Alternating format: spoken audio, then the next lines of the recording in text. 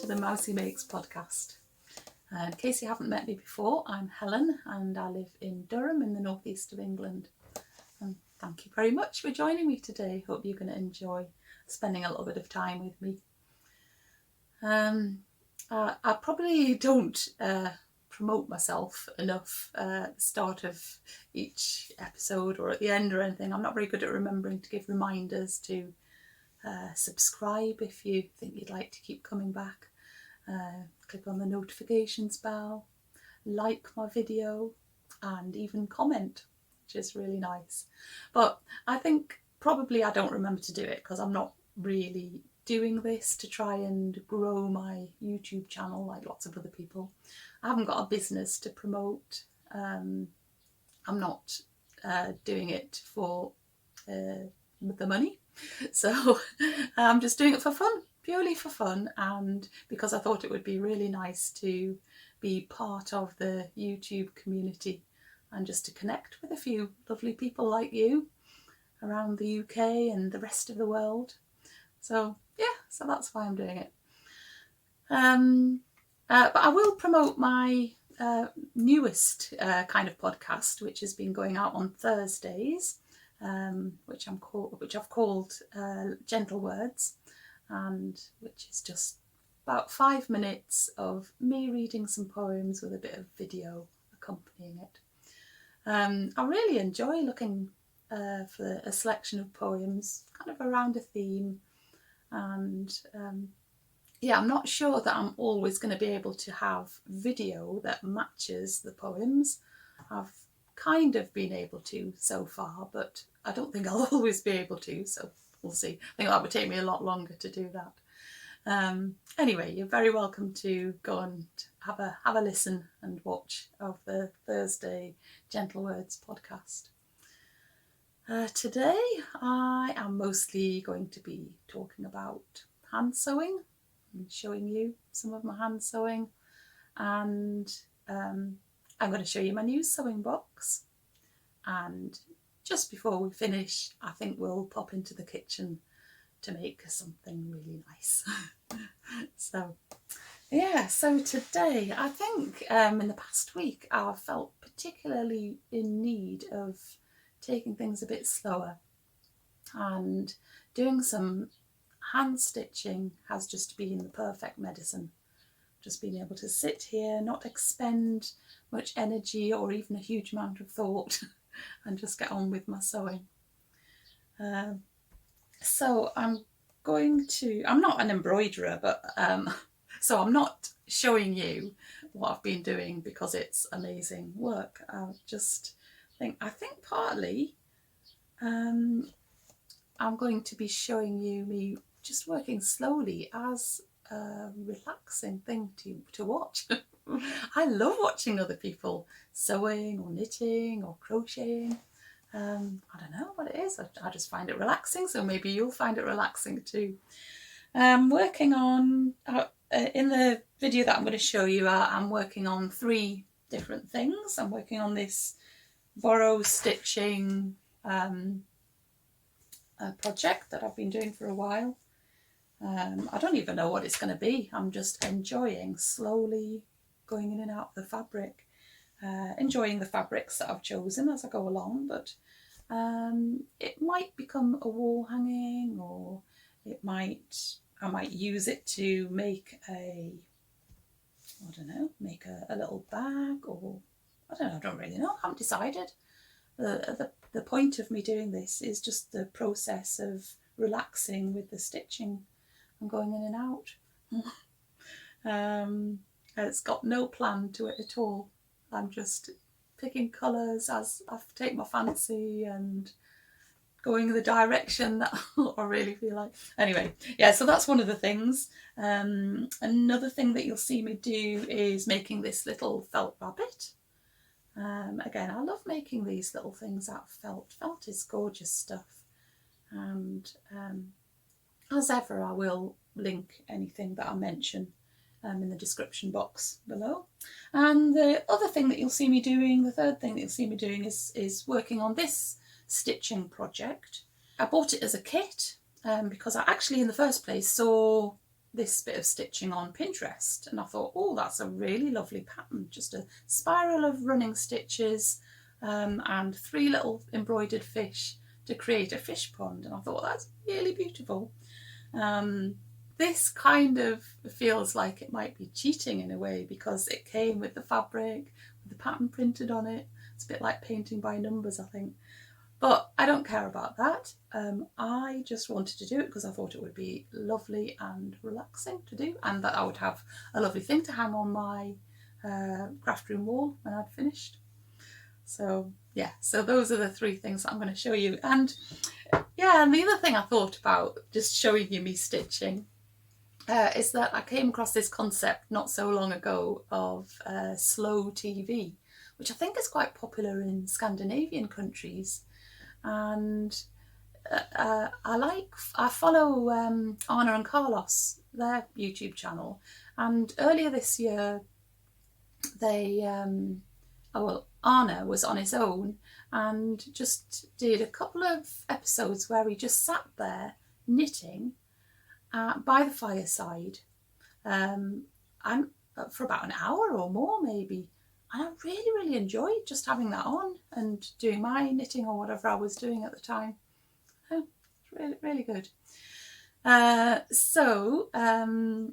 so I can't provide you with a fireside, I'm afraid, but I'm just going to show you me sitting slowly stitching.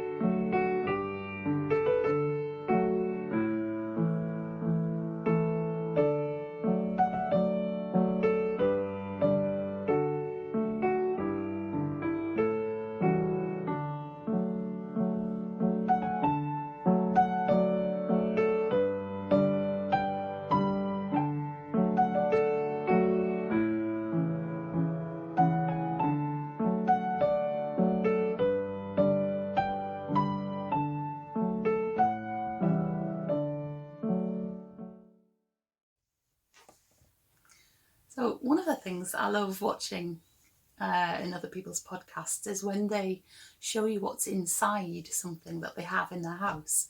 So it might be a box or a parcel or an old suitcase, something like that.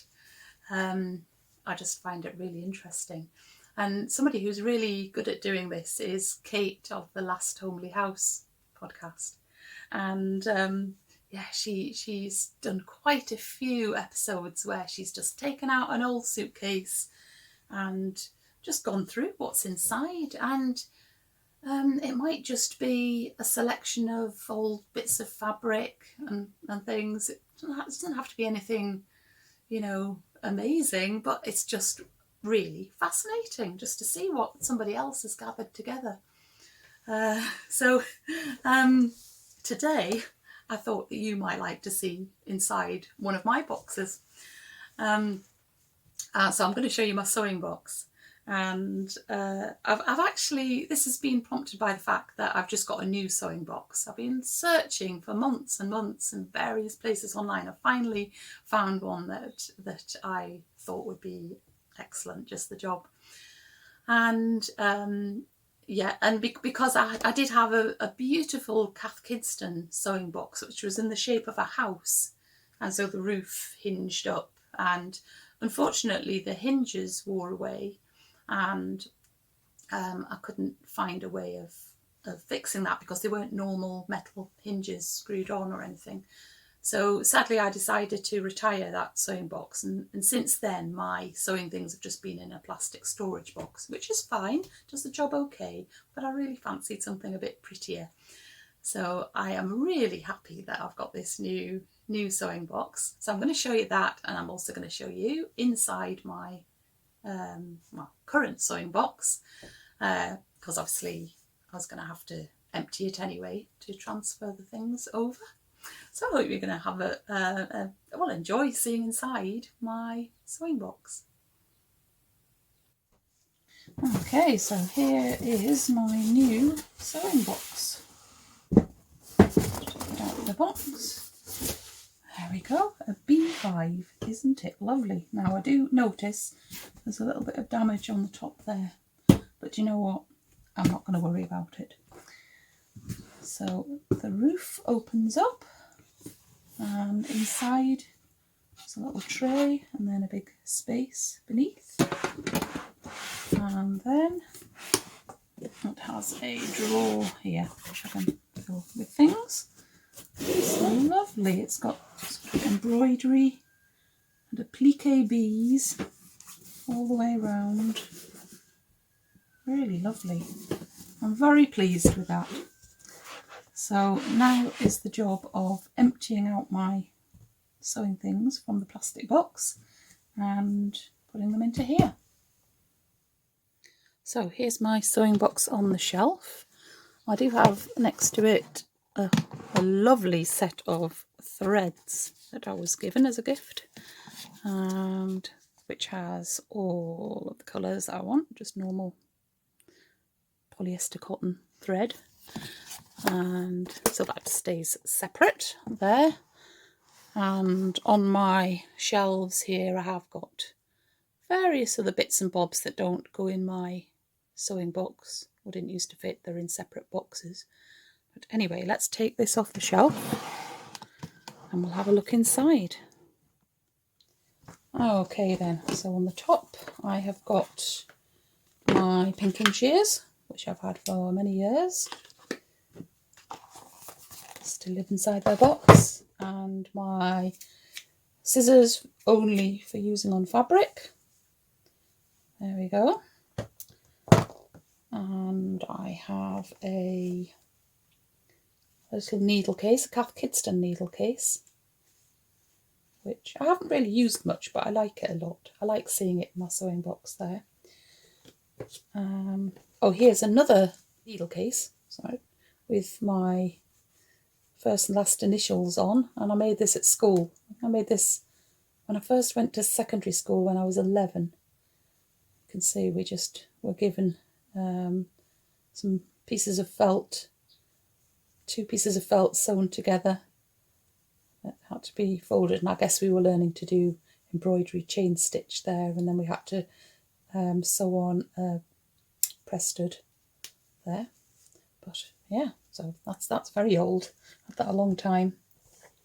Another thing in a case is this scissors case, which my mum made, and which I think this is Hardanger embroidery. If it's not, I'm sure my mum will leave a comment below to say what it is, but I think it's Hardanger embroidery that she did there. Very beautiful. Love the little button on there. And yeah, so there's a pair of scissors in there. That's a very lovely thing. Okay, here is my pin cushion that I made myself. See, from felt. Made a cactus there, and a little, attached it to a plant pot. And yes, a very, very useful thing. I just use that lots and lots. What's in here? Oh, here are some name tags for school uniform. Obviously they're not in use anymore. Don't know why I've still got them. It might be useful, I guess. And I also have some labels which say handcrafted by Helen Kettridge. They're very nice, and so I do use those. Oops, falling out, not really easy to get to, are they? In this little pouch, what have we got here? Oh yes, so we've got an excellent clover needle threader. Can't recommend that highly enough. Really good. And I think a couple of, yeah, quicken picks when you have to take out your stitches when you've been sewing. I've got some normal dressmaking pins here, and I've got some pins here that they're a bit longer, and they've got little coloured tops, as you can see. And what else have we got? Oh, an empty pot. A pot of safety pins. Thing for putting holes in things. Yeah, it doesn't get used very much.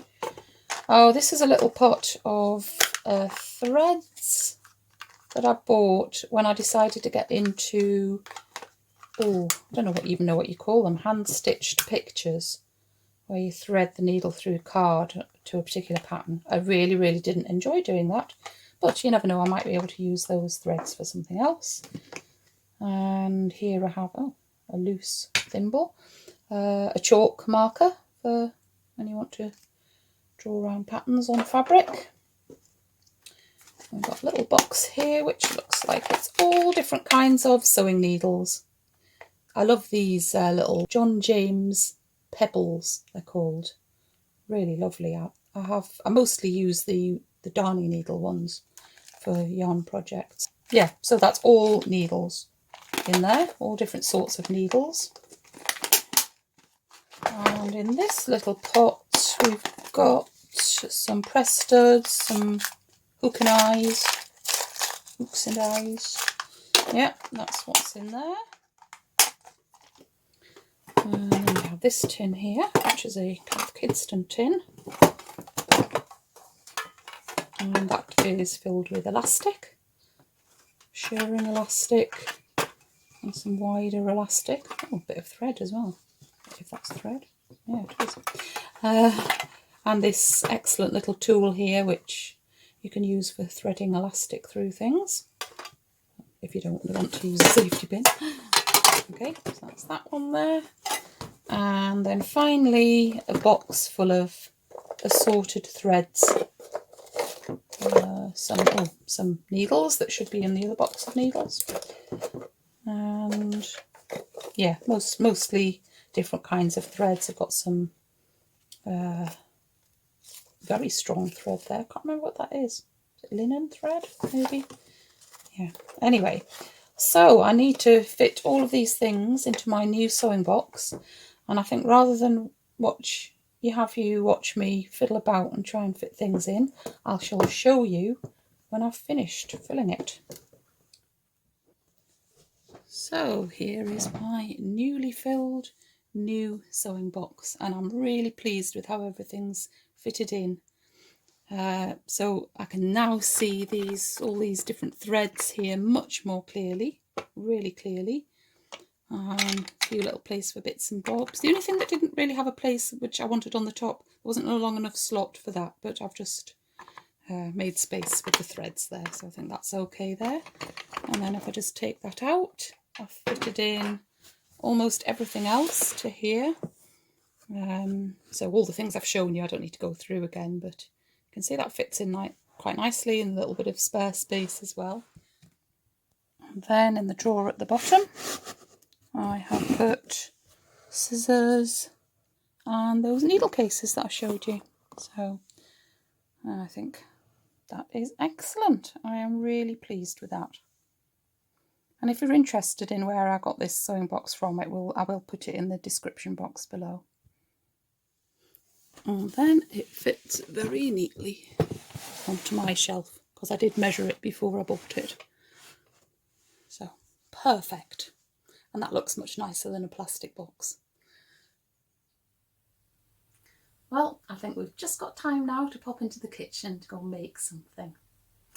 One of my absolute favourite and much used recipe books is what I'm going to use today, and it's the Boro book.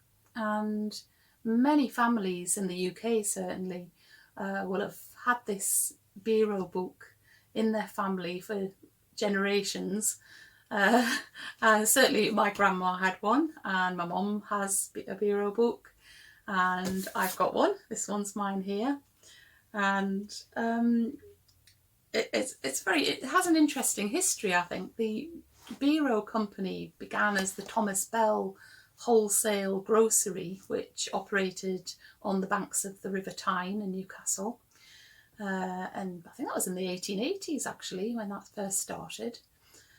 And they actually had to change their name because they called their products Bell's Royal, and they had to change their name when Edward VII died in 1910 because it became illegal to use the word royal unless it was by royal appointment.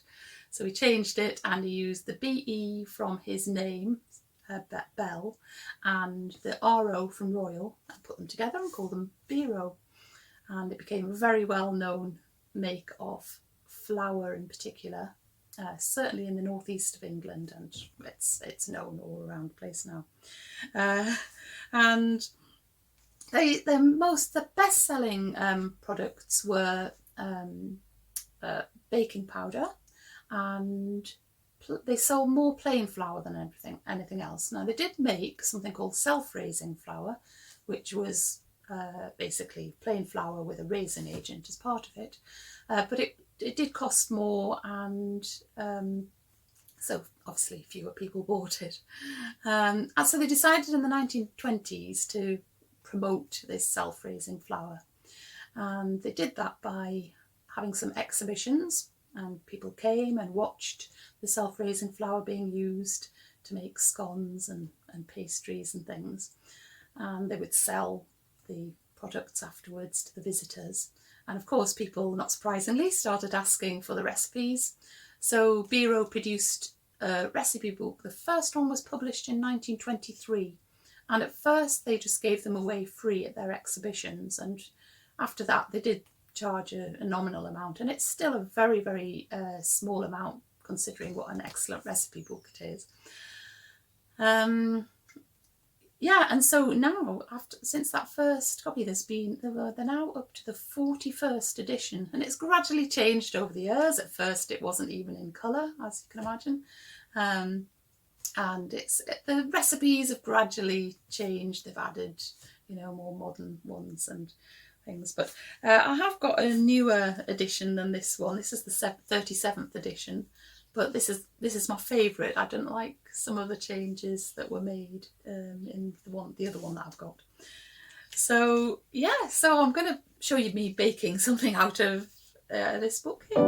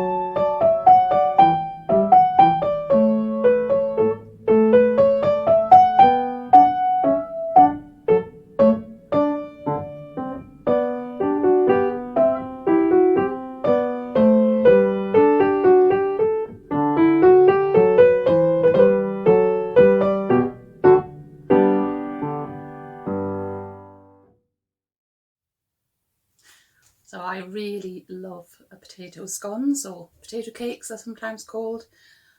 Sometimes they're called potato farls. There's a few different names for them, but they're really simple to make and really tasty. And as you saw in the video, my favourite way of eating them is with some melted butter on, because you eat them while they're hot, and some soft brown sugar sprinkled on. Absolutely delicious.